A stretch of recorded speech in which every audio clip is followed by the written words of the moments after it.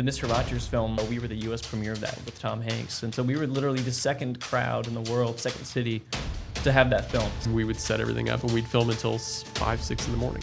What? Overnight. We can have some pride in this too. And we can be really proud of the fact that we have this incredible film festival here. From South Bend to Evansville and everywhere in between, this is Get In, the show focused on the Hoosier State and the incredible stories happening here today. I'm Nate Spangle, founder of Get Indiana, and I will be your host for today's conversation.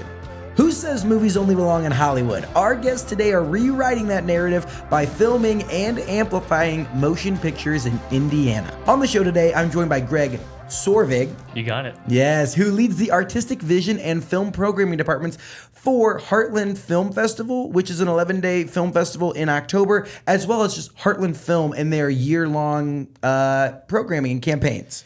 Yeah, most film festivals are nonprofit based, so we have an Oscar, BAFTA qualifying short film festival in July. We call it the Big Daddy Feature Festival, Heartland in October, and year-round events and educational programs. So glad to do it. Yeah, thanks for having me. And last year, Heartland Film hosted 230 film screenings in theaters across Indianapolis and gave away over $60,000 in cash prizes to filmmakers from around the world. That's what we like to say. You know, incentives kind of come and go around the state, but we've given over $3.5 million since '92. So we've kind of injected filmmakers locally and internationally. And you know what's better than one film guru is two film gurus. I'm also joined by Rocky Walls, co-founder of 12 Stars Media Production Company. Rocky is also the writer and director of Dirty Laundry, an awesome new film that was shot at an iconic spot on Keystone Avenue here in Indianapolis. We're going to get into that a little bit later in the show. Today we're talking about the film ecosystem in Indiana and the role that Heartland Film plays in that, the business behind independent filmmaking, and why Hoosiers should support it.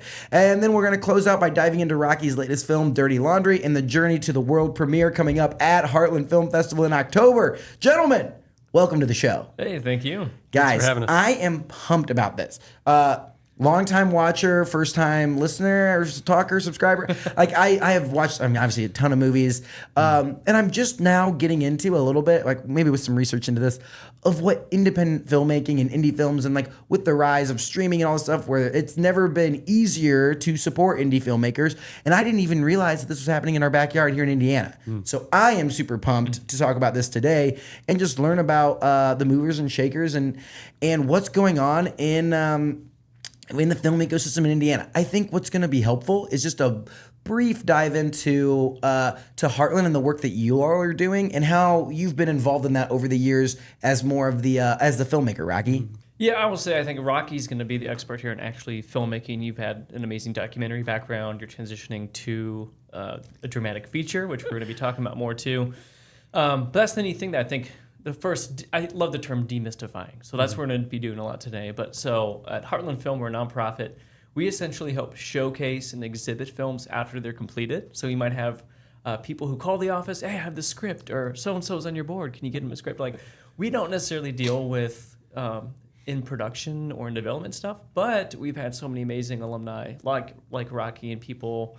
Alumni. Yeah, I alumni, like that word. right, Anyone who comes through and like presents their features their film. Yeah, it's like if you've presents gone to a school, you're alumni of that school. If you've had a film, whether it's a short film or a feature, you're an alumni. So with that, you get free submission fees for life and referral codes for friends and other filmmakers. It's all about word of mouth is really what it comes down to. When I think of film festival, my direct comparison is music festival. And that's like 48 hours. You're up from 9 a.m. to 9 p.m. raging, watching 1,000 different concerts. Is that how a film festival goes? And where do I tailgate at? Well, I would say, yeah, I think a lot of people might think about a music festival, or you think of like one of the huge film festivals, like a Sundance or Cannes, and you think of this, I think of like you said, maybe people not in their music festival gear, but it could be anywhere from like suits and ties or ball gowns, and there's this gigantic 2-block wide red carpet or something like that too. But really, film festivals are a place where you can debut big projects from the studios. So right now we're in kind of like early award season. So it's Venice, and then Telluride in Colorado, Toronto, New York, and then there are regional film festivals where maybe things aren't like the first premiere for those top crazy studio films, but we still have an amazing slate of premieres and other films that have been favorites at other festivals as well. Yeah. So we really do more so serve our community and our region as opposed to tons of people coming in and wheeling and dealing and things being bought and sold, even though we have sold projects. But yeah, I think it's important. So from the filmmaker side, I think it's important to note, as you're talking about Heartland specifically in Indiana, the film festival like spectrum is as wide as you can imagine, right? There are festivals that only happen, in one day, and they only screen 3 or 4 films, and that's like the whole thing, right? There are festivals like Greg mentioned that are, weeks long.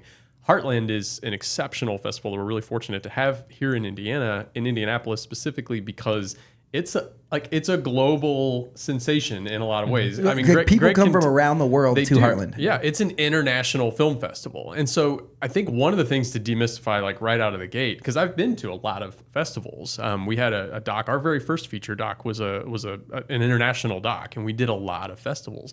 And I think one of the things that we learned is not all festivals are created equal.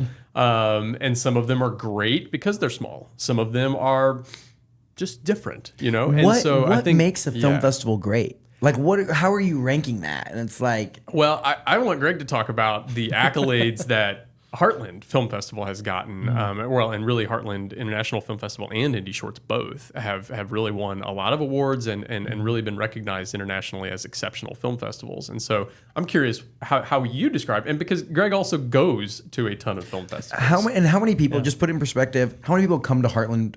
It's in the tens of thousands. I don't know the exact number. My marketing. And then, if you had to say how many people travel to Indianapolis for a piece of this festival? Yeah, I would say a lot of the international people who come are the filmmakers and the teams for these films as well too. A great example of having amazing people from around the world, but it's not just like knee-jerk reaction, like, hey, what are you doing for me now? A lot of people come and they meet and they do amazing things down the road, or you become friends with people. So this example, really quick, I'll give you the anecdote. My first year is 2012, and our grand prize winning film was called Cairo 678, directed by a guy named Mohammed Diab, who was part of the Egyptian Revolution. Back in that time, this film was about 3 different women who experienced sexual harassment different in Egypt. He went on, won the grand prize, and he put that money towards his next film, which premiered at Cannes, and he was one of the main creators and directors of Moon Knight.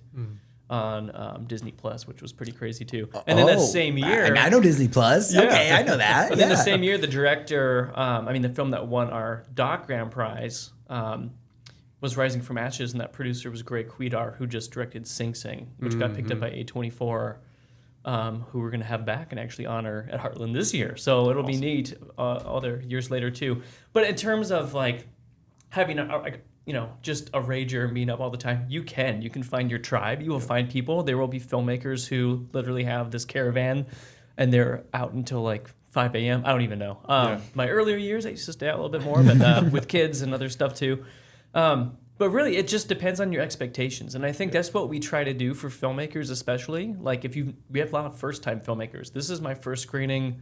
They might expect this huge pomp and circumstance, paparazzi following them. I just went to a red carpet world premiere, and that was my first dip in. And I was like, hey, filmmaking is pretty cool. Like people are traveling from all over the country to come to a red carpet premiere in downtown Indianapolis. This is pretty slick. It's all like that, right? I would say so. We have a lot of exactly, all the time. No. But I think really the film festivals, to me, I think people are like, well, are you scared in this world of streaming, of this world of choice? Where I think curation, it sounds like a very fancy term, but that's what we do. We have hundreds of thousands of films that come in, and we handpick these films. Okay, let's go into that process. Who you sitting down to watch? 1,000 films to pick what comes in? Yeah, I watch thousands of films every year, yes. I can't watch everything, but we have volunteer pre-screeners who we trust to go through some initial testing. Oh my gosh. And they'll go through, and it's not a perfect science. Film is very subjective, and talk about a full Roy G. Biv rainbow scale of themes, people you want. We've been around for 33 years, so there's people who have been coming since year one, and they might expect a certain flavor of a certain type of film or something. So we try to have something for everybody. And I've kind of been known as that guy now. Hey, Greg, didn't really dig that, but I kind of like this. And I point to 3 films, and it's pretty amazing to see how that goes forward. So this festival has been around for 33 years? 33 years. Okay, Yeah, so which is pretty talk cool. to me. Obviously, you weren't there for year one. I was 8 when I started this. Yeah, it was right. That makes sense. The It's like Doogie Howser of film festival guys. yeah. But like obviously you're well versed in it. Like talk to me about the evolution, right? Like what does a film festival 33 years ago look like, and what is a film festival like? How has just the industry and the festival itself changed? I think we started out. There's only 20 or 30 some films over a few days. I think we did Like you're saying only 20 or 30 something. Like that seems Yeah. like a shit ton of movies to watch. You know, like I'm overwhelmed thinking of like how am I ever gonna like. Because you think like 3 stages, 10, again, I'm putting it in music festival terms, and maybe that's not the right thing, but like 20 or 30 films doesn't seem small to me. It seems like a lot. So like putting that in perspective, like, well, how many films do you have now? I think feature films we have over, I think 120, and then short films we have encores from our Indie Shorts Festival as well too. So I mean, it's 200 plus films just at this festival too. 200 really films. Cool. Nobody, just let's be clear. You don't though. have Nobody's sees them all. expecting You anyone to can't watch all of logistically those watch films. them all anyway. Right. With, Yeah, and So that's it's where the like multiple curation comes in. stages are kind of going, right? Like if multiple screens are going at the same time. I mean, there is the ease of not everything's available via virtual, but that is an option, especially if you have like a pass that you can do everything. We have people that do that. They're like, I saw these 3 films I really wanted to see. I know XYZ people were actually going to be here. I can go home and watch that. Oh, I met somebody. I'm gonna check out their film. I didn't expect to do that too. Yeah. It's really a choose your own adventure type thing, and that's what's fun. But that's what's great versus just streaming. I said this at Indie Shorts back in July, but I think a lot of people put together filmmaking and, like you said, Hollywood all in one bowl and just think it's all mixed together. But there's so much, it's such a variety. A lot of people think about, oh, this the box office for this, or this film got a 15-minute standing ovation at Venice. Like that's not where we are. That's not what it's all about. I think the thing that people love about Heartland, people love about Indiana, is that we really are no bullshit. We really connect to the stories we make and the stories that we show and exhibit. And I think people can really see that. They can see when you're faking it. And I think you go to a big fest, oh, that has a certain name. I've had to get calluses as a programmer over the years too, because, oh, this is an alum film. This has so-and-so, maybe in their final performance. Like, I can't show this to a crowd and have the reaction. I mean, I just know, and there might be some films, not saying we don't shy away from some edgy stuff. We have some really cool stuff this year as well too. Oh boy. But there's just certain things I'm like, I just know that's not gonna play here compared to a New York or something else too, in good and bad ways. I think that's the really important thing to take away from all of this conversation about like what is a film festival and what makes Heartland unique. And so, you know, if you've got listeners or watchers who are unfamiliar with it, you know, I think what's really special about it is the ability to discover something new and probably something that you wouldn't find otherwise. Like that's the thing that I hear the most. If somebody is coming to a film festival for the first time, or they go per recommendation. Like if I say, hey, you should really go catch this, this film that was like locally made, or even one of the films that were not locally made, but are screening at Heartland, they're surprised. They walk away from it thinking like, there are movies like that.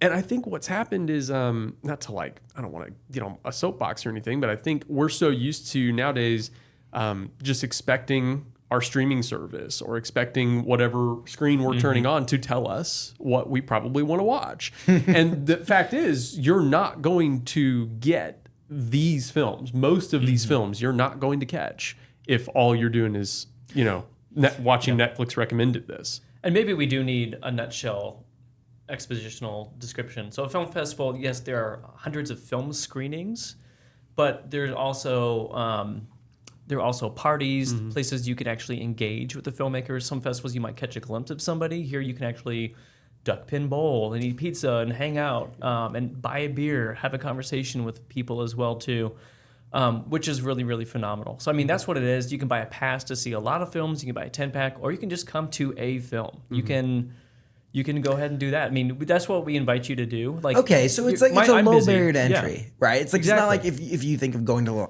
again, I'm going to keep comparing it to music festivals because I think that's just like an easy sort of analog. But it's like you can just get like a pass to go see one film at one time on Tuesday. Yeah. And it's like you could go support your buddy. You could go support our friend Rocky here, right? And see the world premiere of it, what we're going to talk about later. But it's not this like huge, I think when I think of 11-day international film festival. I'm like, oh shit, that's very, very expensive and a lot of time. And like, that's only for the really people that are into it. When I think of film, and I think of movies, and I think of film, and they're kind of like two different things to me a little bit, which I don't know if that's right thinking or wrong thinking. It's just how my kind of brain works when I think about it. We could have a whole hour-long podcast dissecting that. What's a film versus a movie versus, if you really want to get pretentious, what's a picture? Oh boy! I mean, we have to do a part 2 for that Cinema one. dead. Where it's like, well, how many Fast and Furious car explosions are we going to see at Heartland Film Festival? None this year. No. Like who's gonna? How much was the budget to launch a car out of a plane and then parachute it to the ground? That's what I'd like to see. And that's a neat segue too, though, because we do, since this is Oscar and award season, there are a lot of films that do premiere at big fests. And maybe the word of mouth or the critical reception or winning an Audience Choice Award here with like a legit audience who actually will give honest feedback can help buoy a film, or it might deflate a film. There's been other films that had big pundit recommendations or hopes, and they just fizzle out after a couple of fests too. But I'd say about 20% of our lineup, we have big event films like Opening, Closing, Centerpiece. Those are all big studio films this year too. And then we have 80% are still true independent films, meaning that somehow people found the time, energy, and financial resources to make this film. The hope is to get it in front of a wider audience through distribution. Hopefully a big distributor puts their name on it, so it's that film that you saw, but then adds, hey, Lionsgate presents Dirty Laundry or something like that too. That's the hope and dream that hopefully you can pay that people manifestation. back. That was really nice. Yeah. Lionsgate, if you're out there, we know a guy. But we've seen that too. Films that are true independents that literally no one has heard of prior to us announcing our lineup, and they're like, holy crap, like I'm in this press release, up with like these huge contenders from Netflix, Searchlight Pictures. Netflix puts films in the Heartland Film Festival?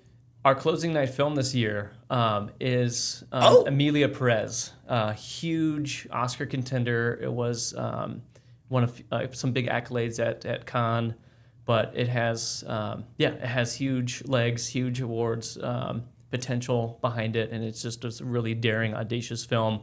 And then when you talk about something that, hey, this is cinema, this is something that isn't just a paint by numbers type story. Like, that's going to be in my algorithm on like what you should watch. Like, that's pretty cool. So that's the thing. So we will work, and that's the thing too. In my job, I've had to get the attention of a lot of these distributors and say, hey, we really do want to share this. Like your film will really resonate and people will be excited here. So okay, so I kind of asked a question, and I think I got off on a tangent, but like it started 33 years ago. 20 to 30 films. Where was it being screened at? Like where was it hosted? I think it was one or two venues. I know we were at the Madam Walker Theater down Indiana Avenue, and I think we played like Julie Dash's Daughters of the Dust, which was an amazing film out of Sundance. So that was truly like an indie festival film that ended up having like the best opening for a Black female director of all time. And then we had like a restoration of the OG Snow White from Disney. And then we had some other stuff too. So I think the early flavor is about the leadership. We've had 5 different leaders since I've started in 2012.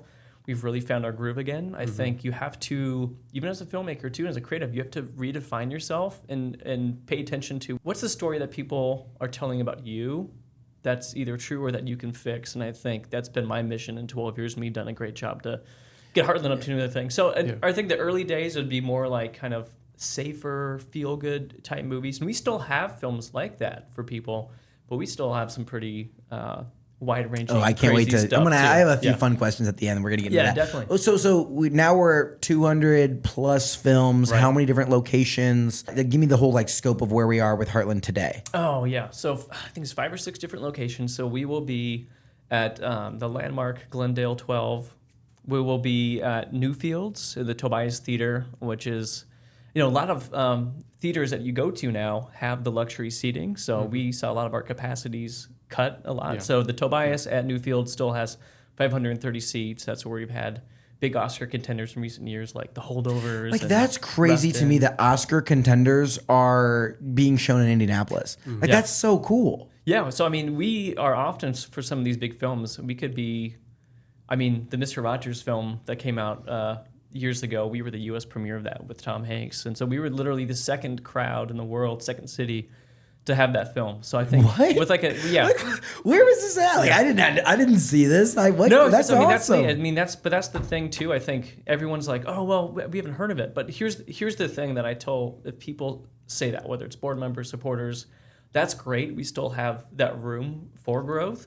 And if I'm also involved with like Tribeca out of New York, and if there's a gazillion festivals in LA, a lot of it is just noise out there. You really have. So the fact that we are here, we have the spotlight on us, yet we're still growing, is phenomenal too. But it is about these independent films. If the studios stopped making stuff down the road, if the film industry as we know it, like maybe in your head, just collapsed, the studios, everyone eats themselves up, monopolizes each other. There's 2 studios left, and then there's no box office anymore. We would still be doing this festival with these stories and these films these independent filmmakers as well. Okay. We would be their theatrical run. So you said Glendale 12. Yeah, sorry. So Glendale 12 will be at Imagine Entertainment up in Noblesville, which is really cool as well.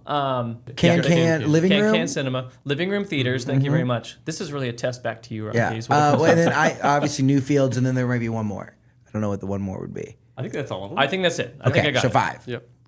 Well, we'll go back and I focus Snapchat. on the movies. Yeah, exactly. The logistics, we'll have to have a logistics episode. But okay, so this is good to know. It's a bunch of different locations, hundreds of films. Yeah. But what we were getting into there, and this is going to kind of segue us into like the business of independent filmmaking. But you're talking about Indiana and like having the spotlight.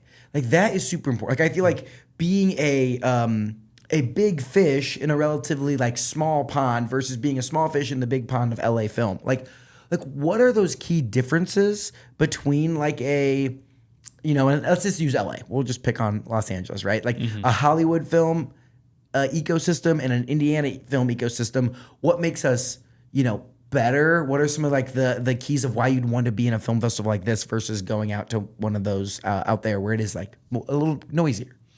I mean, if we were being candid, it's easier for someone to jump in their car and be at their premiere. We're here, it takes a little bit more time and effort with flights and other things like that too. But I've lived in 10 different states. Indianapolis is a big little city in the best ways possible. It's not hard to get here. And once people do get here, they're really impressed. I think people just, whether they discount us as a flyover state, city, once folks get here, we've had amazing partnerships with like a lot of people from New York and LA, and people are just wildly impressed. But people really just appreciate it here. I think they really do. People get excited, and the thing that I think we continue to work on is to have an ongoing narrative storyline here and get people excited about it. So it's not like, like when The Fault in Our Stars didn't film here, and it was more advantageous. John. It's not John's fault. I don't think it was John's fault. No. John would have loved for it to be here. John is like a huge Indianapolis stan. Oh, like I he's- love yeah. it. So if John ever wanted to come on and get in, we love that. But it's just cheaper to literally go somewhere else, build a replica of Indiana rather than just to put a camera here because of incentives. Because and you have to. things like that too. Yeah, and so that's a different thing. Before we get into the business of filmmaking and the industry part of it, because you can feel that's where we're starting to segue to. Just to reiterate, I think this is why it's such a great fit for your show and for your audience, because a lot of the same things that you hear so often about Indiana, the positives. I mean, we've got areas that we can grow and do better in for sure.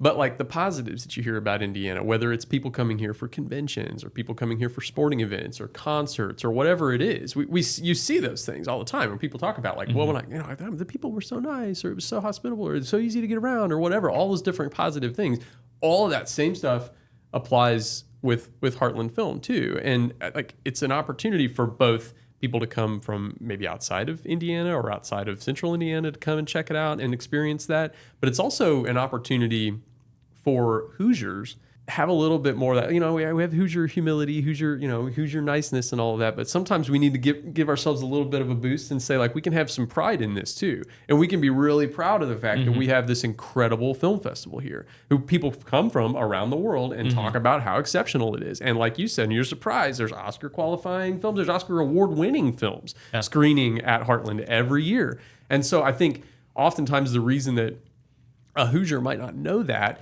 is because they see Heartland, and maybe they're intimidated by it. Maybe they think 11 days, 200 and some films, like there's no way, I just can't do that. And what we're saying here is like, you can just do just literally go to one film, just come to one film, and now you're a part of Heartland, and you're gonna walk away from it enjoying it. Oh yeah, I'm gonna build like the beginner's guide to a film festival, and it's like, Perfect. hey, like if you want, like I'll come out and like find. I have one that I'm specifically gonna be at, but it's like I'll come out and be like, I'm doing a film festival for the first time ever. I've never gone to a film festival, and I'm gonna come check it out, and like I'll report back to the crew of like, hey, this is how you do it. Like if you want the minimum barrier to entry to go check out a film festival and like participate, like you just show up at Can and watch a VHS recording of a movie, and I'm pumped about it, right? Exactly. But here's my question, right? And I want to get us all the way into the business and the economics, because I mean, it's the same thing. Like I post videos on Instagram, and people are like, how do you make money on that? How is that a business? You know, like what is the business of independent filmmaking, and like how does it work? Like how do you get the money to go hire actors and talent and buy cameras and all the stuff to then like get it on a big screen somewhere and then like make money with it on the other end? That is a huge question. So I'm just the asterisk at the beginning of anything I say is that there are probably 1,000,001 ways to answer that question. And so yeah, I used to ask you like, how do you make a business that makes money? That's right? exactly what you said. Just the only film qualifier, terms. the only guardrails you put on it was with film. And so I'll speak as much as you want about my experience or experience of other people that I know or that I've worked with. But yeah, well, let's say when you were broad. getting your start, like you're getting your first start and you're trying to put together your first film. Because I know, like, obviously with 12 Stars, like, you're doing some other, like, more agency-style work like that and, like, helping out customers. But I'm saying, like, you have a vision and a script ends up, you write a script. You write your own script and you're like, I want to make a movie out of this. Yeah. Where do you start? What do you do? Yeah, I mean, and again, our model is unique. Not that it's unique alone, but it's one of a lot of different variety of models. And some people will fundraise. They'll raise money. They'll go on Kickstarter and they'll raise money and sometimes get a lot of money to make a film. Sometimes people go on Kickstarter and they won't get a lot of money, and then they'll either try and make it anyway or they just won't make the film. So because, to your point, 12 Stars Media is now almost 20 years old. We self-fund the majority of our work. The Robin Hood method, where we do a lot of work for, like you said, we do a lot of work that's hired, contracted work, where people will like pay corporate us. videos Sure, and all that fun stuff. corporate work that people will see the skills that we have. They'll see a movie that we made. And I mean, this happened, in the beginning we called them, these are kind of like expensive business cards that we're making because you lead with your best foot forward and you go out there and you say, hey, we made this documentary or we made this film. And then people say, like in a corporate environment or in some other environment, or we've had even people reach out to us and say, well, I had an idea for a documentary film and I got halfway done and I tried to finish it and I couldn't. Could you help us with that? And so, you put your best foot forward and then, it kind of self-fulfills after that. And so our films are self-funded. So you just asked and described literally what happened with Dirty Laundry. We wrote the script and we sort of had a moment of, deciding, is this going to be something we actually do? Or did I just write a script for fun and we're not going to make the movie?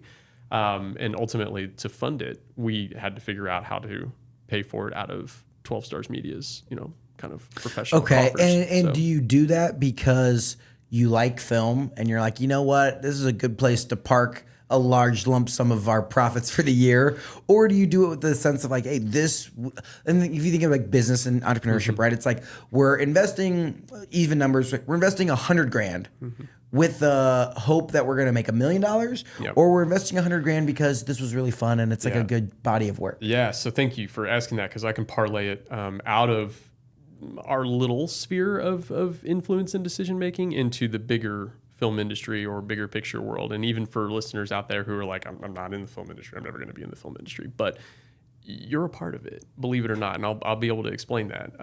And so for us, it is a business decision in the sense that we're investing the money essentially the way a marketing department would. And we're saying we're going to do really exceptional work, and that's going to come back in some way down the road with new leads for new businesses, new opportunities, whatever. That is the business side of it. The other business side of it is when we made our first documentary, our first feature-length film, I got some great advice right out of the gate. Somebody said, you need to make sure that you have your sort of North Star or your purpose for why are you making this film. Like, you need to make sure you have that set as early as possible. And it can change, but as long as you have that, you can kind of filter everything down. And we said, believe it or not, that what we wanted to do with that first documentary film in 2016, 17 was create an experience for our team that would change the way we do our work from that moment forward. And it did. It absolutely did. It affected every decision that we made from a business perspective. It affected everybody's capabilities and what they were able to do and how they would deliver on future projects, whether they're documentary films or narrative films or a corporate project or whatever. It was an investment that we made as a business in our team and in our people. And that's, I think, what I can then balloon out to the rest of Indiana, is that what we're doing is investing in our creative economy, right? Creative people, especially storytellers in whatever, and you can kind of use that as loosely as or broadly as you want, but creative storytellers make the world go round, right? We were talking before we started recording that, politicians don't get elected without somebody telling a story. Big businesses don't decide to move their headquarters to Indiana because, just for no reason. Like, somebody is there telling a story, like right? even in entrepreneurship, right? It's like funding. Like, you have to like build a story of like why you should invest $10 million into my company to fund this. Like, everything. It all goes back. Like, there needs to be almost like a campaign, like support local storytellers, support local creatives. There's the creative economy summit and movement. That's a whole thing. You can look at Pattern Magazine and Polina Osherov and her initiatives and her organization's initiatives into looking at the creative economy in Indiana and in Indianapolis and thinking about how do we keep these people here? Because also, I grew up and most young people grew up, or when they were young, I should say, I'm not a young people anymore, but when they were young, they grew up potentially often being told, if you want to act, or if you want to be a filmmaker, or if you want to be in theater, or if you want to whatever, and really make that a profession, if you want it to be more than a hobby, you're going to have to leave Indiana, unfortunately. And not that it's easy to do here, but I'm evidence that it is possible, right? I'm almost 20 years into a successful career in a creative industry, making movies, doing any number of other things, starting a nonprofit organization. It might look a little different. It's going, but it's also you don't meet, at least I don't meet that many filmmakers, and like it's easier to stick out. It's like it's gonna be memorable. Like, oh yeah, Rocky, he makes films, and like that's like it's good to stand out. Like if you want to be known for what you do, versus like you throw a stone in L.A. and it's like, oh, I'm an aspiring filmmaker. Yes, like any local coffee shop's gonna have a dozen of those, right? For sure, and that's what every college professor in media and film that I talk to says the exact same thing. Like if you want to go to L.A. as a creative, or if you want to move to New York, to pursue theater or whatever, that's totally fine. There's nothing wrong with that at all. But if you want to stay here, there are ways to do it. And like you said, you may be able to shine even brighter potentially. But I think that's what I would want Hoosiers to understand is when we collectively invest in creative storytelling, when you go to Heartland Film and you participate, you become a member, or you go see the films at the film festival, or you whatever, even just share the links that they are posting on social media. Like you're participating in the creative economy that is helping to make Indiana a better place for all of us in some way, shape, or form, because creative storytellers are the ones who are shaping the culture, the narrative here in Indiana. I love that. And I think that's a great way to think about it. And it's like, you think of all the things that go into like a quality of place. Like culture is so important, but it's like, you can't just like IEDC or whoever the government entity is, like can't just like throw, here's $1 million and now we have culture. It's like, no, it doesn't work like that. Like, you have to like nurture and grow it like a little garden, And it's like from film festivals and all sorts of these like, artists and creators, like that is important, even if it's not like hitting, $10 billion to the bottom GDP line, right? So I think that's a really great way to word that. When it comes to, in particular, of like the economics behind independent filmmaking, right? So now we have the funding, right? It's like you either go out and like raise funding, and like you get $400,000, $1,000, whatever it is, to produce this film, or you self-fund it through other avenues and things like that. So you have the funding. Now, like, what does it look like to actually put it together? Where does the payday come? right? Because I don't think it comes from like ticket sales at I don't know, at the Living Room Theater in downtown Indianapolis, right? Maybe it does. It's a reverse payday. It's a tax write-off, right? Yeah, I think I think Yes. so. Oh, okay, yeah. I think so.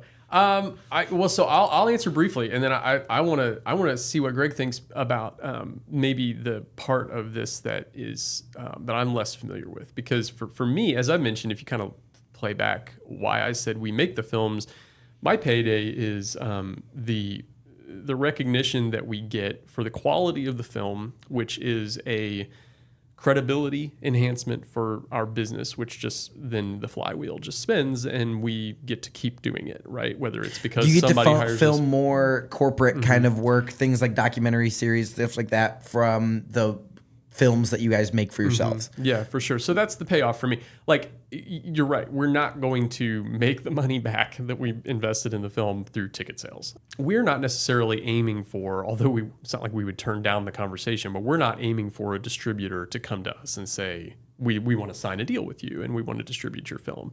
Lots of filmmakers are, and that's where I want to hear from Greg about like the experiences that you know of, whether it's at Heartland or other film festivals, where that is what filmmakers are very purposely trying to do. They're trying to make connections to gain distribution, to make a profitable film, to sell the film to someone, or to enter into an agreement where the profitability is there, and it is exponential because of the distribution that can come from that. And so, I don't know, Greg, if you have stories or experiences or just can broaden that. We've seen this a lot too. I mean, we've made this concerted effort to bring people together, because it's really in any aspect of life or business, whatever trade that you're into, it's about being around people that you trust, getting real feedback from experienced professionals, and then following that as well too. Because I think there's a lot of people like, I have this script, I want to make it or something too. It's not as simple as that. And I think the idea even is like, hear the term of an auteur, like someone who's just like this amazing visionary. Like, no filmmaker does everything themselves. They really don't. And I think that's the neat thing too. I think a lot of people in the same vein, it's a miracle that you have a script written, you're able to make a film and hopefully get distribution. But a lot of people don't know what to do with their film after that. Or getting distribution, even getting into a film festival, like for our shorts festival, less than 4% of the films got in. Holy. You would need to have a plan, but like any plan that you have, your plan should not be, I'm buying this Mega Millions ticket and I'm going to win. That's my plan.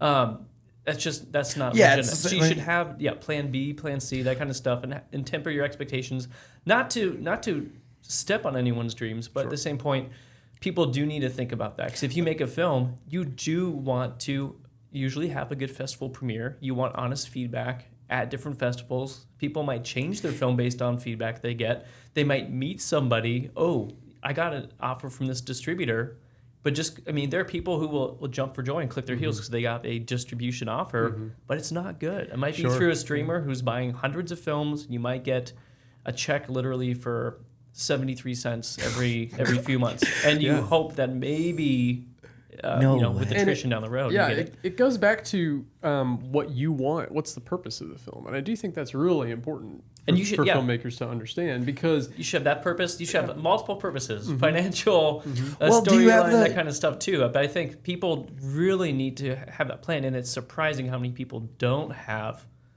expectations or goals in their own head. It's just we built this film, it's going to get picked up, and it's going to be in every movie theater across the world, and this doesn't work. Well, here's what I want to ask. Do you have a story of someone like maybe from Indiana who got a script, got funding, did the whole thing, and found that like success, that we're in the terms that I think about success, right? Where like from filmmaking, I think like, be available on DVD everywhere and on streaming services and out in theaters. Like, is there like a story that came through Heartland where you're like, we've seen this happen and got picked up and it became a multi-million-dollar film? We had a filmmaker who was an alum, and he ended up having, this was during COVID and everything too, but he did a film where he got footage while he was not doing anything at home as a spec edit. So essentially, like a spec script is like, hey, I have this script, I'm gonna make it. It doesn't mean it's optioned or picked up to actually get made by a studio. This guy got footage of people in Wuhan, in the first hospital where COVID broke out. Like, you're literally there. It's the first story of COVID and the reaction to what eventually would ripple across the entire world. So he got one of the anonymous filmmakers, who still remains anonymous because of the government stuff and everything too, had this amazing footage, and he edited this film. And it ended up world premiering at Toronto. We had it second or third, and it sold MTV Documentary Films out of our festival because one of the jury members was on our jury and didn't realize the film didn't have distribution yet. That film went on to shortlist for the Oscars. But like, what do you think the financial implications of being the shortlist and like getting picked up? Yeah, if you get shortlisted or nominated for an Oscar, I'd say like before it used to be like video sales or rentals. Now it's like VOD and other stuff too. I don't know the exact terms. You can easily look this up probably online, but I mean, you're talking probably profitable a multiplier of like 20 to 40% easy just to getting that stamp. And that's why a lot of these big studios do put literally tens of millions of dollars behind certain stars and people. Because if you do get that nomination, that's tough. But even the documentary world, I mean, we might talk about that later as well too, but I mean, it's a lot tougher in the world of documentaries. We're in a golden age, so right now with so many great documentaries and filmmakers, but it's just harder than ever to kind of sell that stuff too. But I think, I mean, the other thing too, we just have to, give credit. So, I mean, the Pegasus always comes up, and because they have found a great model to get private and some public funding as well too for projects. They do like to film here in Indiana. They've had projects that have premiered at South by Southwest, Toronto. They just had that big premiere here of The Duel. Like they get it, and they've had those success stories, and we've had multiple projects at Heartland and 2 over the years too. But it is nice to have a big festival premiere where you can say, hey, I played along this film that eventually did get nominated or win an Oscar, and have that, as opposed to making a film and not having a plan, and you just essentially, I call it like the birthday party rental. You rented out the party room at the local theater and just had your own party. You had your own party. You might have, I do want, because I think it's important. And Greg, you mentioned it's like, this is not to like squash anybody's dreams or rain on anybody's parade. But the flip side of that is the landscape of this whole industry has changed so much. And every single film festival, we're in, film festival mode right now with Dirty Laundry, and every single film festival reply, whether it's positive or negative, says the same thing. And Greg probably knows, he's not going to be surprised. They all say we received a record number of submissions this year. And the number of people making films is, skyrocketing. And I think that's a good thing in a lot of ways. It also means that the landscape of what we consider success is going to have to broaden as well, right? Because like you were just asking, and you sort of showed like, and you kind of admitted, I think like, well, what I think of as success is, and it's a very limited number of things that in reality, sure, that's a measure of success. But in some ways, those are measures of success, getting the big distribution deal and getting your film on Netflix, or getting your film, go back even further, getting your film a big, wide theatrical run, or getting your film, on the Oscar shortlist, or even, nominated or winning an Oscar.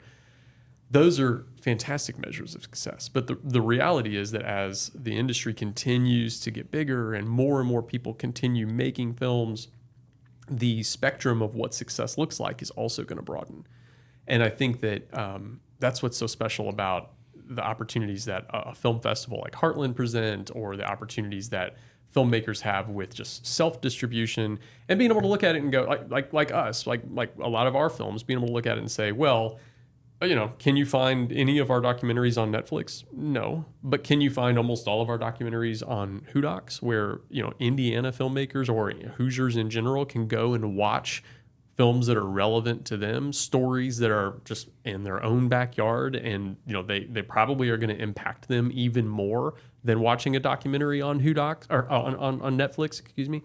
I think that's really special and important too. This idea that, unfortunately, as the world gets smaller and smaller and smaller, and simultaneously somehow a loneliness epidemic continues to increase, we've got to figure out what's really going on here. And I think one of the things that is most important is that we understand how to redefine success, how to redefine what winning really looks like. And one of the things that we can do is we can say, well, if my purpose is for people to see my film and be moved by my film, then it doesn't have to be on Netflix. It doesn't have to have a wide theatrical run. It could premiere at Heartland, and hundreds of people in Indiana could see it, and it could change the perspective of hundreds or thousands of people in Indiana and make where I live a much better place in a lot of ways. And that is, in my mind, more successful than a wide theatrical release in a lot of ways. Yeah, I think of the same thing. I'm so silly but like a podcast, right? It's like we get thousands and tens of thousands of listeners and views and stuff like that. And it's like, but it's like, am I Joe Rogan? Like, no, I do not have the $100 million Spotify deal. Would I still say it's successful? Yes, absolutely. Like, I get to interview cool people and learn about, like, and I'd say that that's a success. So, like, if you're saying 4% of films submitted get into Heartland, right? Is that what you said? Yeah, for a shorts fest. For the shorts fest. Like, to already be in the top 4%, like, that's a success. Like, you know, hundreds and hundreds of people like put their films up to get nominated. Like, that's a success. So I think that's a good perspective. What I do want to talk to before we get into like some of my more rapid fire questions is take me through like you start with the intention, right? Like you have the intention to make Dirty Laundry and take us through the life cycle of this film and where we are now and how people can get jazzed up for a local film that's going to be world premiering at Heartland Film Festival. Yeah. Oh man, this is going to be like shout out city, name drop city too, because there's so much Indiana connection. I think that's kind of the magic of a film like Dirty Laundry is so special because Hoosiers can come see it at Heartland Film Festival and they can know that we filmed it here with actors that are from here, with a whole crew that's from here. It's just such a celebration of Indiana Hoosier creativity. Where does the idea come from? Yeah, I never. So as Greg mentioned, I've only done documentaries. Our team, 12 Stars Media, has only done documentaries up till this point. I founded with my co-founder a nonprofit organization called Hoodocs that streams documentaries across Indiana for Indiana filmmakers. Like I am the documentary guy, right? And I just so everyone knows, Dirty Laundry, not a documentary. Not a documentary. Yeah, exactly. Yeah. So how did it happen? Candidly, it was kind of an accident and a whirlwind of unfortunate events that put me in a place where I needed a creative outlet. I just started writing. And I never intended for it to be a script for a narrative film, and it just ended up becoming one. We were victims of a smash and grab looting in San Francisco. We were there on a corporate project for a very large client, and I was 15 feet away from our van where all of our equipment was, and saw somebody smash the windows out and start pulling it all out, and took about half of it. You're in San Francisco filming for a client, and you're 15 feet from your van. Yeah. And it's smash and grab loot. Yeah. In daylight. Yeah. And so can we just what do you just stand there? I shouted, well, yeah. Hey, you get out of here. Yeah. You want to be careful in those kinds of situations because you don't know. Yeah. And so I kind of stayed where I was and I shouted, I said, yeah, that's, get out of there. That's our stuff, and they stopped about halfway through, grabbing our equipment. They got away with about $20,000 worth, $20,000 worth of, $50,000 to $100,000 worth of equipment. So the most important stuff went with them in a van. No. A camera with all the footage we had already filmed. And basically fast forward 24 miserable hours later, I'm sitting in the San Francisco airport completely despondent because not only do we not have that equipment anymore, but we don't have the footage and we don't have the ability to film any more footage for the project. So we know we're going to have to come back in a month and redo this whole thing. And you know how if you ever accidentally deleted an important file on your computer or whatever, it's that feeling of And so I just got out my phone and started doing a little bit of writing exploration, what would happen if this, what would happen if that. There was this inside joke with my team about laundromats. I've always wanted to film in a laundromat. I think a lot of filmmakers have these weird little bucket list type things. And I've always wanted to film in a laundromat. And I joked with them every time we would drive by a laundromat, I would say that maybe that's the laundromat where we can film dirty laundry.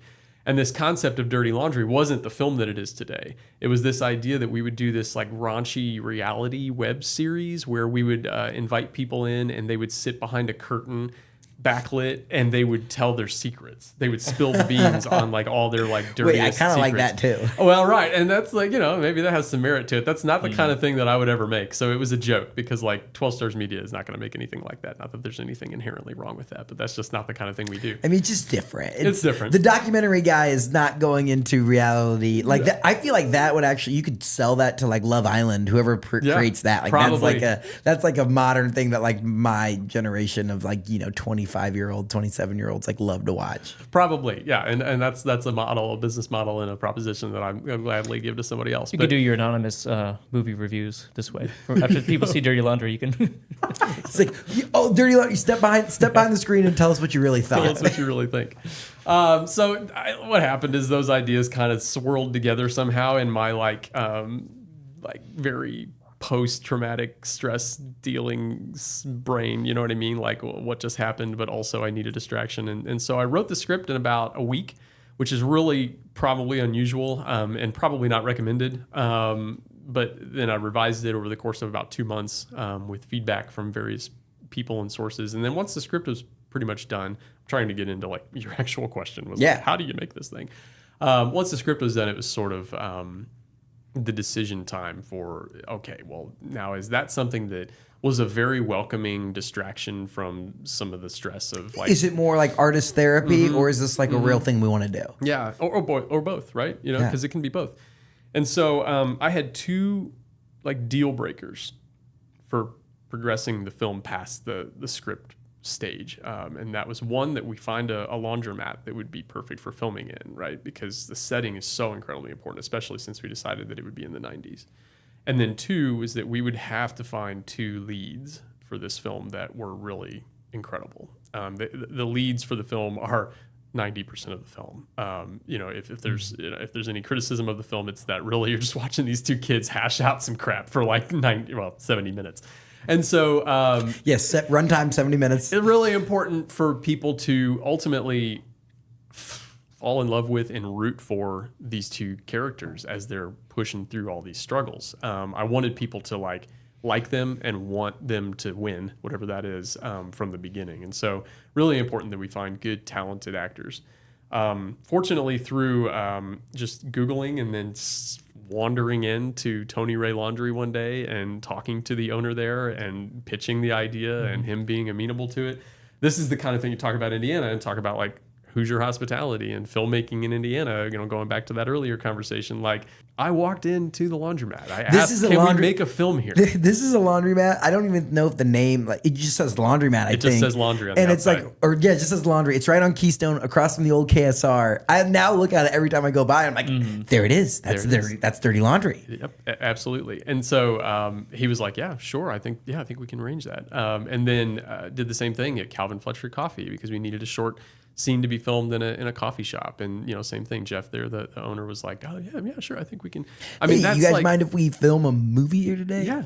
All fell into place. Had absolutely no trouble whatsoever finding locations in Indiana. Well, but that was only 10%.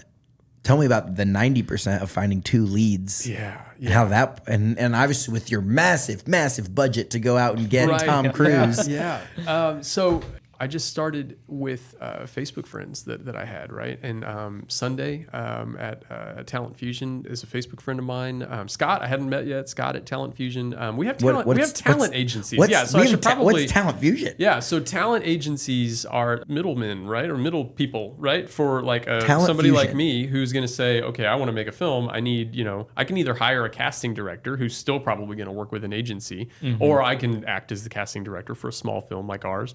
And I can reach out to an agency like Talent Fusion who has a whole bunch of actors on their roster and can reach out to them and say, hey, Rocky Walls just came to us with this script. And, here's a couple of sides. Side is a little selection of maybe a page or less of the script. And, here, why don't you read this for them and do an audition? And then I can sit and look through all the auditions. And so this is all happening. I mean, like this is the thing that happens in Indiana. Yes, 100%. Absolutely. I did not see that coming. I thought it was like I put it on Facebook or whatever, and then that you like someone said my grandson would be really good at this, Yeah, everything from photo shoots to corporate commercials to movies like this too. And that's what we mentioned too. I mean, it's fun listening to you right now, Rocky, because it's still and not a naive way, but it still is a novelty and something special here in Indiana when these things do happen. And I think post-COVID, I know a lot of people who were in the business who moved back to Indiana to raise a family, but still work on their craft and everything too.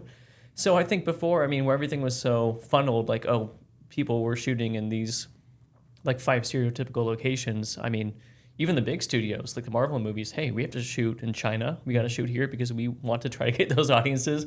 We need that kind of kickback with funding or whatever from these different agencies and that kind of stuff too. But I think that's what's special here. I think people can really do amazing things. We have infrastructure.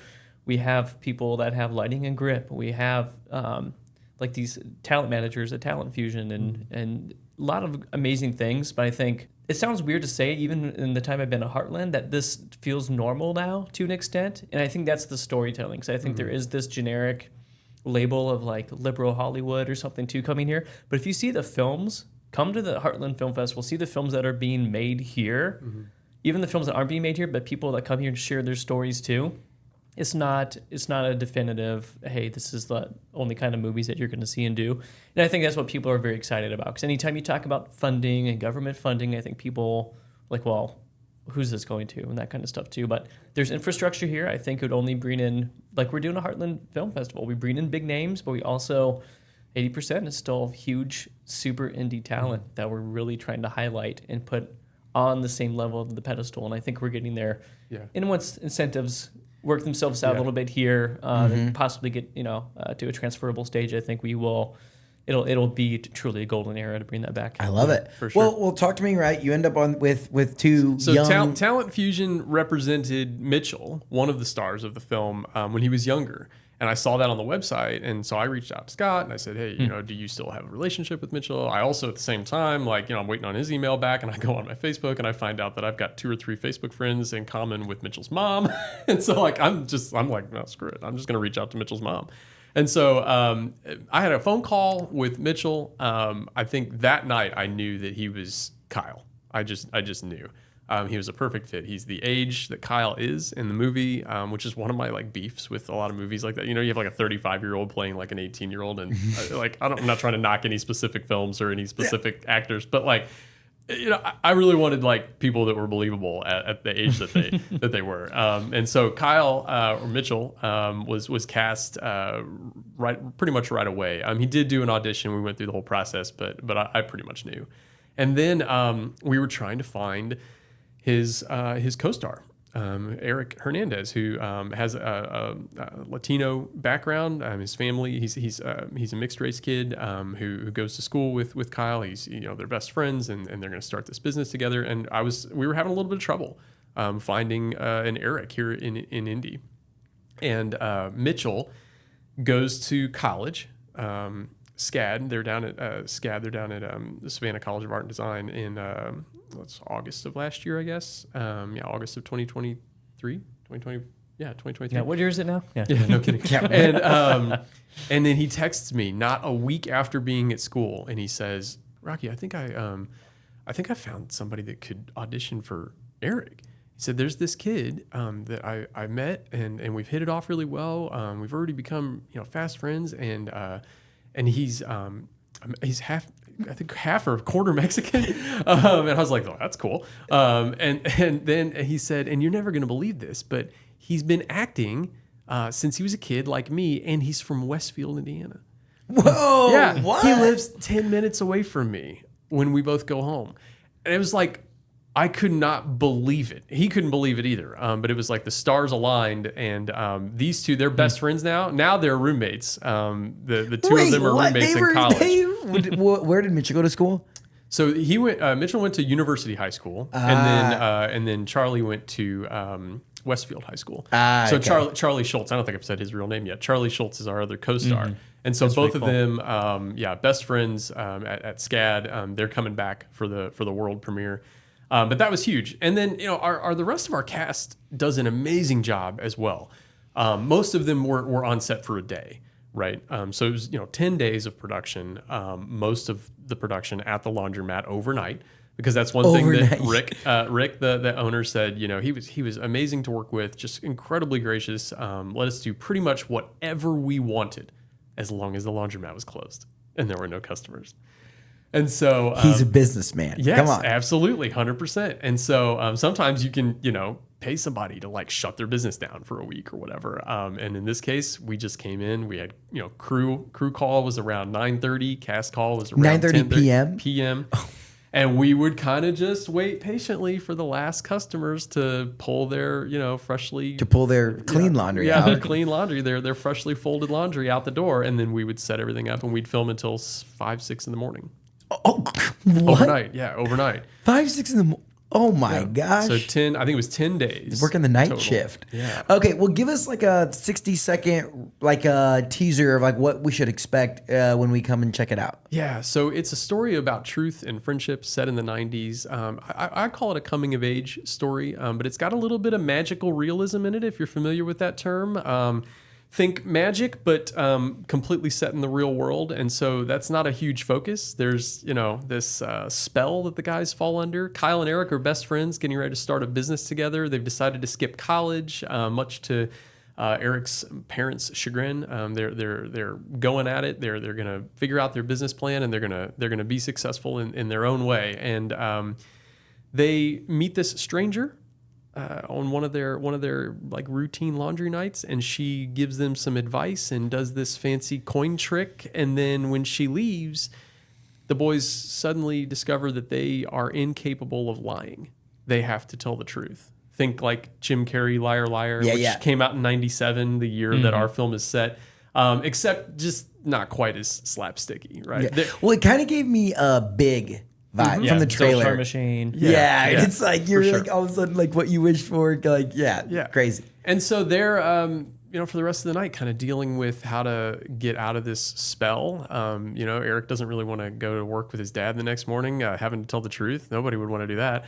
And so they're just kind of exploring the limits of the spell, like what can it do, what can it not do, and how do we break it? How do we get out of it? And through the course of that exploration, they start to reveal and find some things out about themselves that are really important when you're going to start a business together with your best friend. Mm-hmm. And so I tell people it's got magic and shenanigans, but it has a whole lot of heart. And some of the early reviews that we've been getting, people have really appreciated how we went from comedy and like very like 90s, like you said, Big, or maybe, John Hughes or Richard Linklater or whatever, like some of these films where you think about like those classic 90s, like couple people stuck in a space together and trying to work it out. Mm-hmm. But it becomes very, very, I think, profound in its exploration of friendship and what it really means to be friends with someone. And for me, the heart of it comes back to, I mentioned this earlier, we're in a loneliness epidemic. And there's all kinds of ways to be friends with people or connect with people online or in person.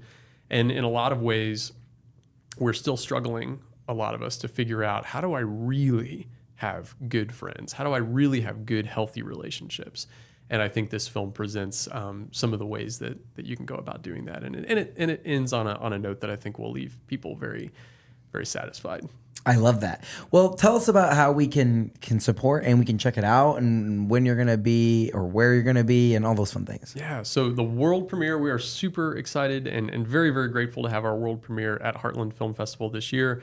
I honestly could not be happier with that. There are lots of places that we can show the film, but that is the place that I wanted to show it most. And so on Sunday, October 13th at 5 p.m. at Newfields, the Tobias Theater at Newfields, we're having our world premiere. As Greg mentioned earlier, a 530 capacity, 530 seat theater, and we want to pack the house. So people can buy their tickets online right on Heartland's website once the tickets are available. Okay. Say the date again. So October 13th, Sunday, October 13th, 530 people at Newfields. We're packing the house for the world premiere of Dirty Laundry, featuring two local. What grade are they in? So they're now. They're college sophomores. Two local Indiana sophomores got to star in this film. Rocky put it together. Like, that's awesome. And I think, with maybe one or two exceptions, everybody else in the film are also Hoosier actors and actresses. And so it's Mitchell and Charlie do an incredible job, and so proud of them, so incredibly proud of them. But the whole cast, the whole crew, everybody that worked on this, I think I counted at one point that we were getting up into like the 50s as far as number of people that have contributed to this. You know, the score was composed, written, and performed by a composer. I didn't even think about here. that. Like, Yeah, score. Wait, I'm going to blow your mind, right? So like, there's the score, there's the performers that perform the score at Round Table Recording right here in Broad Ripple, right? Just like, I don't know, a stone's throw from where we are right now. And then there's the art direction. You know, a local friend of mine, an artist, did all of the art that's in the props. Kyle is an artist, and he's got this sketchbook, and he's going through, and so all of that turned into the branding for the film. You know, when you look at the film poster, when you look at all of the key art and all of the ways that we're promoting the film, the animated intro, the credits are all animated. They're all hand drawn. When you watch the film and you see, you know, Mitchell's name or Charlie's name or my name in the film, you'll see it's animated. And each one of those is a hand-drawn image. 4 different hand-drawn images that come together to make this hand-drawn effect. That Eric and Andrews, our art director, drew every one of those by hand. And so it's like, when you think about the number of people that are involved and the number of people that will be there at the world premiere celebrating, it is going to be quite a party. It's a huge. You too could be in attendance at the world premiere of Dirty Laundry at Heartland Film Festival. Yeah. Man, that's awesome. I love that. I'm hoping to make it to my second world premiere of a film, and I'm super pumped, and I love it. This one has even more ties to Indiana, which I obviously, as the Indiana guy, I love that. And just from watching the trailer, we're gonna link it in the show notes, but like, it just seems like a movie. When I think of independent films and like that kind of, it's like this seems like a good entry point for me, from my perspective with the trailer, right? Yeah. Where it's like, oh, this is something that you could see easily on like a Netflix or like in the theater or anything like that. Like it's got like a good story arc and all that jazz. Yeah, but the other thing that we want people to walk away from it realizing is that, it wasn't easy to make necessarily, but it's approachable. Like I hope that there are college film students who are there, or high schoolers or middle schoolers who want to be filmmakers, who can watch that and go, okay, like actually, like I can pick this apart and I can understand, like they only had, 5 locations. They only had 20 actors total, really 2 main actors that share the screen the majority of the time. Like they shot it in 10 days. Like this can be done. Yeah. It can be done really, really well in Indiana. And so I hope that it inspires people in that way too. Yeah. One of the best pieces of advice I ever got was don't compete, create. And I think it's so easy, again, whether you feel isolated through social doom scrolling, being a creative, I don't know how many people's stories like this where you rocked a script. We said 7 days or 10 days. What was the? Oh, the first draft. Yeah. 10 days. But that's crazy. Less, there are projects that people have in their head that they want to do, and there's a lot of personal hurdles and that kind of stuff too. So this is a testament to that too. But I love my job as a programmer as well too. But I love it when I can make dreams come true. I'm a dream maker, but most of my job is being a dream killer. Honestly, it is. Go back to the 4% of people that applied, got it. And it is so tough. And again, year after year, there's more alumni than ever, people submitting stuff too. And I've had instances where people might move from the doc space into dramatic stuff. And it's just not something that maybe they're not ready. And I try to give some people some feedback and that kind of stuff too. So yeah, we had early discussions with Rocky, and I think the thing that's phenomenal about you as well is that you were so excited to share your story, even from pre-production, like, hey, and that's the thing I think that fits the vibe with Heartland. Like, we are very transparent and open about all this stuff too, and you have been very open about how people can make these things. How do you do this? How do you do pre-production? How do you get people on a comparatively shoestring budget to make something phenomenal and that kind of stuff too. So yeah, I was pleasantly surprised. Not saying I never doubted Rocky in any way. It's fair. It's fair. But I mean, I've seen it before. And again, it's like, I'm not trying to compartmentalize, hey, we're just here in Indiana and that's the focus and we're, in our little sandbox or whatever and that kind of stuff too. Because I think truly it's just a word and these man-made boundaries that we have in our head and borders and that kind of stuff too. But yeah, really pulled it off with the team and everything too. So yeah, we're really excited to show it. And that's the other thing I failed to mention too, is that usually these people are here to do, to talk about their film, experience it with an audience. And so if you go on our website to see the whole schedule, we actually, people who have RSVP'd, you can tell, hey, so-and-so from the film will be here. Mm-hmm. So we have big names. We're going to have a big sci-fi premiere with Emily Deschanel. She's going to be here in person for the premiere. So if you're a Bones fan or something too. So yeah. And so that's what we try to do. We not everyone can come because their budgets or schedules, but we have hundreds of filmmakers that come in. But that's what's special, and that's what we'll have after Dirty Laundry. You'll have, this experience with a crowd. I think they're going to love your film, and then you can go up on stage and we'll just talk about it. And it'll be just a fun celebration, and people can ask their off-the-cuff questions. I love it. Which are usually good for the most part, too. Yeah, we get good questions. Well, this has been an awesome dive into everything from independent film, the business model behind it, Indiana's film ecosystem. We are at the end of the show, and so I get to do some fun segments and sure. some interesting rapid fire questions for you. So we're going to start with our younger year segment. This question is brought to you by our friends at Orr Fellowship. They're a great organization here in Indianapolis, developing young business leaders across the state. And what we're going to ask each of you, I'll start with Rocky, is Rocky, what advice would you give to your 22-year-old self? Keep trying new stuff as often as you can. I love that. New stuff, say yes. New stuff, I love that. Greg, what advice would you give to your 22-year-old self? The ladder you think is in front of you is not really there. It's not all about your titles and making more money and everything, too, I think. Yeah, I turned 40 early this year at Sundance, actually, too, so it's been very reflective. Hey, I'm potentially at the middle of my life. But really it is. To think long term, the people you meet, the possibilities that are given to you, the less that you plan, but the more you still keep motivated, amazing things will happen to you. I love that. That's really good advice. Now we have some fun ones, a little lightning round. Just first question that comes around, I'm going to start with Greg. What TV show are you watching right now? Oh, wow.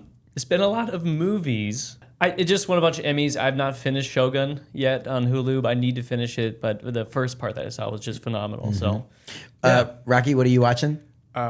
My wife and I have the guilty pleasure of watching through old shows that we've seen a million times, and so we're just about finished with New Girl for the second or third time. Yes. Okay. Now we're going back to Rocky. Rocky, what's your go-to movie theater snack? I get gummies, whatever gummy is available, and I open them up and I pour them all over the top of the popcorn and I eat it together. It's Indiana, so it's not questionable gummies. Yeah. Oh, yeah. Right. Load them up. Great. What's your go-to movie theater snack? I love the sweet and salty, so I like doing classic butter popcorn with plain M&Ms. You can't sprinkle them in because you need the equal distribution too. So I usually have a handful of M&Ms and the double hand method. Now we're gonna go right back here. The last question that's kind of like movie theater fun related. What's your guilty pleasure movie that you never admit to loving until now? I bring up Dumb and Dumber and Big Top Pee-wee to everybody all the time, but I don't not share that. So I'm trying to rack my brain for something I just never talk to people about. We were like, I really hate to say it, but I love that movie. Ooh. Rocky, do you have one on top here? I might have to come back. Yeah, I mean, my wife and my kids know, but probably other people would be surprised. I could watch 13 going on 30 any time. It just cheers me right up. Love that movie. Yeah, that's rom-com from the late 90s or early 2000s, I think. Yeah. Okay, I guess probably for nostalgic purposes, Beaches, the Bette Midler movie. Because I remember 1989 talking about 80s and 90s, like the two soundtracks on tape my mom had were Dirty Dancing and Beaches. So I think we go back, and I think that's actually our President Heartland, one of his favorite movies and stuff. Love too. that. So yeah, I guess No, those are great. Rocky, what's something the world needs to know about Indiana? It's really nice here. I mean, it's just what's nice about it? It's just got the right mix of everything, right? It's not too busy. It's not like total flyover like a lot of people think that it is. We have all four seasons. I just think Indiana is a beautifully balanced place. It really is. It's about balance. It is. Yes. Greg, what is something the world needs to know about Indiana? That you need to actually come here and experience it. I think the biggest term. I mean, you lived in 10 states, right? Yeah. If you don't go, you don't know. That's the adage I use. If you don't go, you don't know. No, exactly. Yes. You don't. Again, you go. We didn't go to festivals. I go to festivals. I tell people where I'm from. Oh wow. If we didn't make those relationships, you didn't tell your story, and you didn't invite people to come here and host them and have a good time. I mean, we have an amazing industry for hosting people with conventions. Visit Indy's phenomenal. We know how to do it right, but if you don't come here, if you're not open-minded, you're missing out. Yeah. Don't be open-minded. Come to Indiana. You're going to love it. You're going to move it. Yeah. We got 2 questions left. This is my tried and true, the one that gets everybody. You got to have something real good here. Okay, Greg, what is a hidden gem in Indiana? I like the Riverwalk for the Jeanette Records over in Richmond, Indiana. Huge history. I don't know that. I'm not familiar. So we opened with Louis Armstrong's Black and Blues, an Apple documentary about Louis Armstrong, the great jazz musician. Wait, his name was Louis? You can call him Louis or Louis. Anytime I say Louis, people are like, you mean Louis? You know, so it's potato. But Okay. yeah. I've never heard Louis a lot. Armstrong. Yeah. But everyone who has been anybody, whether it be blues, rock, gospel, jazz, has recorded. So the Star Jeanette Piano Company was on the river in Richmond, Indiana, on the Ohio border. And they had this small room in this piano company where they recorded. So Louis or Louis Armstrong recorded with King Oliver back in the 20s his first sides, his 78s. And then Hoagie Carmichael recorded his first failed version What of is Stardust. this called? It's Star Jeanette. Star Jeanette. Records. But now there's a Riverwalk where there's just like a small exoskeleton of what the building used to be, but they've done these beautiful murals that look like almost they're like pieces of different colored glass or material. I'm not doing it justice, but they've done murals of all these amazing people that have recorded there. And so you can just walk up and down. I think they have some different festivals and other kind of stuff too going on there too. But That is a hidden gem. Holy smokes. I love going there. And you're just places that you just feel the history of stuff too. And I think living in 10 different states, I love kind of finding that stuff. Rocky, what is a hidden gem in Indiana? That's going to be a tough one. That's a tough one to follow. We're like at the time of recording, we're right over lunch, and all I'm thinking about is food. And so, right in downtown Noblesville, where I live and where I work, there is a fantastic restaurant. Last year, I believe, James Beard nominee chef here in Indiana, Chef Samir. The restaurant is called 9th Street Bistro, and it's one of those that books out like a couple months in advance usually. I think they have 30 seats in the place, but it's like, you know, if you're a fan of like going to New York or Toronto or some of these other big cities where you find these little places that are just only like 10 tables maybe, and you just know it's exceptional, and you're never going to get in because it books 2 or 3 months in advance. You're in Indiana, and there's one of those 9th Street Bistro. Yep. All right, so if you're looking date night, you got a date night a couple months out from now, book your reservation at 9th Street Bistro Rocky, in Noblesville. if you don't get me a table this weekend, you're pulling your film. So, Oh no! you got Yep. this weekend. Yeah, you better Make it call happen, full favors. Rocky. I could call in a couple favors. Gentlemen, we've come to the final question of the day. This is your chance to share the love, right? Talk about somebody else you see that's just absolutely crushing it out there. We'll start with Rocky. Who's a Hoosier that we need to keep on our radar? So our composer, Eric Salazar, I mentioned a composer earlier, and then I kicked myself because I didn't say his name, so I can fit it in now. Eric Salazar is an incredible musician. He's a clarinetist, among other things, and he is just fantastic. And he, the score for Dirty Laundry is his first feature-length film score that he's done, but he does amazing things. He teaches kids. I know he was a recipient of one of the Creative Arts Renewal Grants last year. And so he's just fantastic. And so anybody in the music, going back to your, you kept using the music festival analogy. So we'll swing it back all the way full circle and talk about music again really quick. But Eric Salazar is incredible. I would encourage people to check him out. And that's Eric. Come on. All right, Greg. Who's a Hoosier that we need to keep on our radar? Dr. Navati Lawrence, he's the head of the Black Film Center Archive at IU. So, I mean, it's like a world-renowned archive for just Black cinema, filmmakers, everything, and it's at IU, Indiana University, too. So I think he's been here now a full year plus, but I've just known so many amazing people down there. And, yeah, so definitely check that out. Again, another hidden gem as well. You can go down there. They have a screening room. They have a great archive. So I'll shout out Dr. Lawrence and their whole team at the BFC. Yeah. I love that. Gentlemen, thank you so much for sharing your expertise and educating me on the film industry in Indiana and what's going on here and why it's so important to support your local creator. I love that. As a local creator, I also agree you should support them. I'm excited for Heartland. I'm excited for Dirty Laundry. I can't wait. One last time, give us the details and everything, how we can get plugged in with Heartland, and then more specifically, how we can get plugged in to fill the theater at Newfields on October 13th. Right? you got it. Boom. Yeah, October 10th through 20th, heartlandfilmfestival.org. Again, you can buy a ticket just to one thing. You can buy a pass for everything. You can become a member. But just come and hang out. We have a lot of evening events too, where you can, like I said, hang out and do some duckpin bowling with filmmakers and really have meaningful conversations. Even if you didn't get into the festival, everyone aspires. Everyone has a daydream about winning an Oscar or getting into the movies. Come and hang out with folks. You never know what will happen.